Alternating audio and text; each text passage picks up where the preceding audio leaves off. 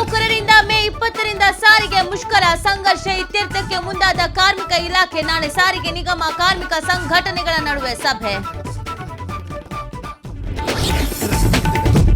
ಜೈಲಿನಲ್ಲಿ ದರ್ಶನ್ 73 ಬಾರಿ ಕರೆ, 98 ಬಾರಿ ಭೇಟಿ. ಸುಪ್ರೀಂ ಕೋರ್ಟ್ಗೆ ಸಲ್ಲಿಕೆಯಾದ ವರದಿಯ ಮಾಹಿತಿ ಬಹಿರಂಗ. ದರ್ಶನ್ ಇರುವ ಬ್ಯಾರಕ್ಗೆ ಬೆಡ್ಶೀಟು ಕಂಬಳಿ ವ್ಯವಸ್ಥೆ.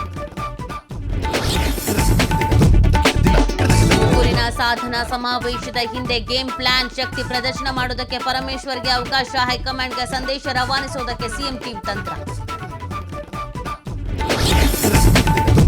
ಹಾವೇರಿಯಲ್ಲಿ ಬಿರುಗಾಳಿ ಸಹಿತ ಮಳೆಗೆ ಅವಾಂತರ. 2.5 ಕ್ವಿಂಟಲ್ ರೇಷ್ಮೆ ಗೂಡಿಗೆ ಸಂಪೂರ್ಣ ಹಾನಿ. ಗೋಡೌನ್ ಮೇಲ್ಚಾವಣಿ ಹಾರಿ ಅವಾಂತರ. ಚಲಿಸುತ್ತಿದ್ದಾಗಲೇ ಧಗಧಗಿಸಿದ ರಾಜಧಾನಿ ಎಕ್ಸ್ಪ್ರೆಸ್. ನಿಜಾಮುದ್ದೀನ್ ತ್ರಿವೆಂಡ್ರಮ್ ಎಕ್ಸ್ಪ್ರೆಸ್ನಲ್ಲಿ ಬೆಂಕಿ. ರೈಲಿನಲ್ಲಿದ್ದ 68 ಪ್ರಯಾಣಿಕರನ್ನು ರಕ್ಷಿಸಿದ ಸಿಬ್ಬಂದಿ.